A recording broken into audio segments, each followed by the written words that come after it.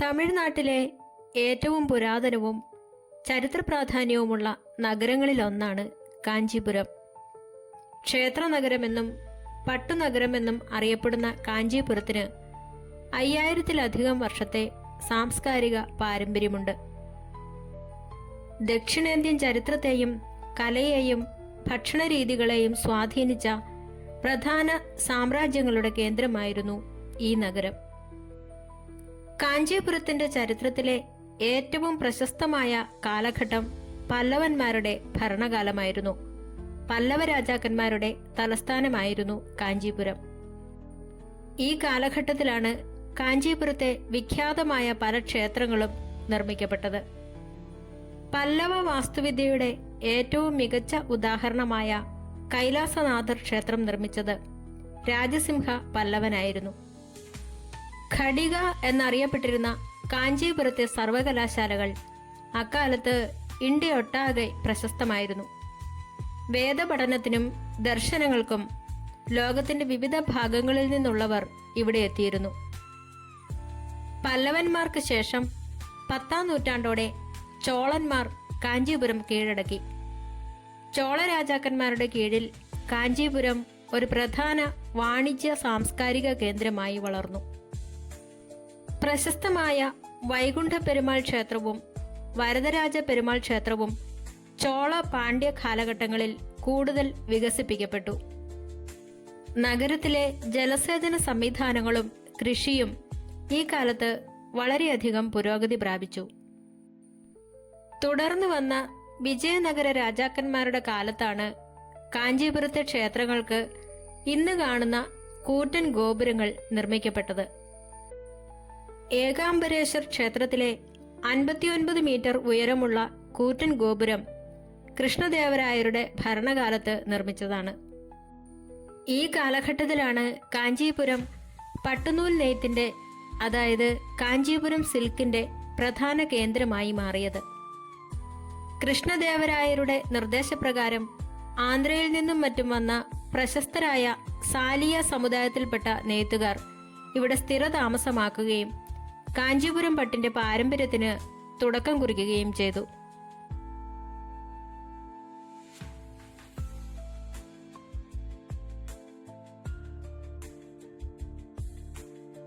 ചരിത്രപരമായി കാഞ്ചീപുരം കേവലം ഒരു ഹൈന്ദവ കേന്ദ്രം മാത്രമല്ലായിരുന്നു. ശൈവ, വൈഷ്ണവ, ബുദ്ധ, ജൈന മതങ്ങളുടെ ഒരു പ്രധാന സംഗമവേദിയായിരുന്നു ഈ നഗരം. CE 7-ാം നൂറ്റാണ്ടിൽ ചൈനീസ് സഞ്ചാരിയായ ഹുയാൻ സാങ് കാഞ്ചീപുരം സന്ദർശിച്ചിരുന്നു. അക്കാലത്ത് ബുദ്ധമതവും ജൈനമതവും ഇവിടെ ശക്തമായിരുന്നുവെന്നും 100-ലധികം ബുദ്ധവിഹാരങ്ങൾ ഇവിടെ ഉണ്ടായിരുന്നുവെന്നും അദ്ദേഹം തന്റെ യാത്രാവിവരണങ്ങളിൽ രേഖപ്പെടുത്തിയിട്ടുണ്ട്.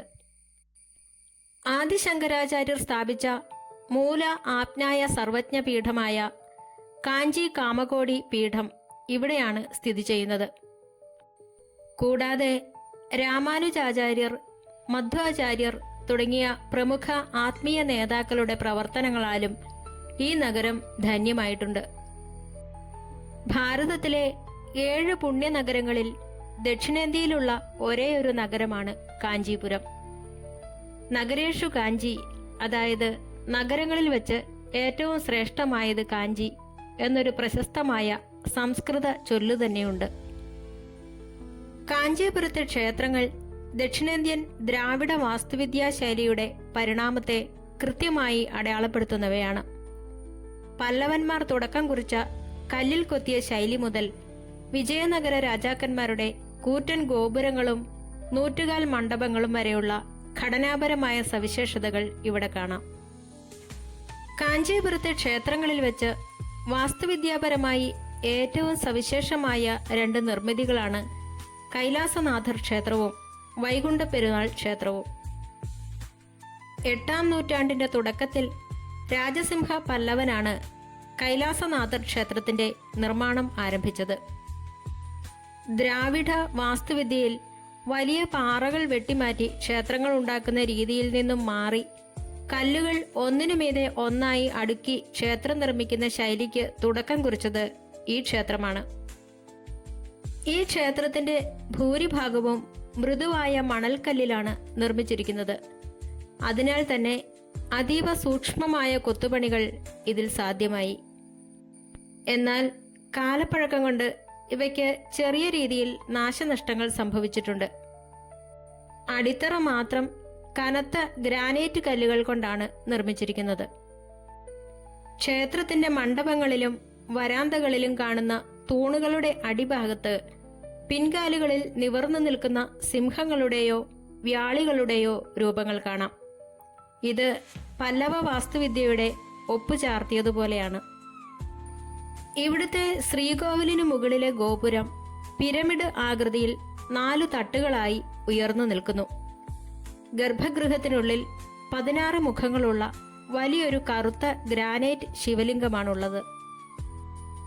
ഗർഭഗൃഹത്തിന് ചുറ്റുമുള്ള പ്രദക്ഷിണ വഴി വളരെ ഇടുങ്ങിയതാണ്.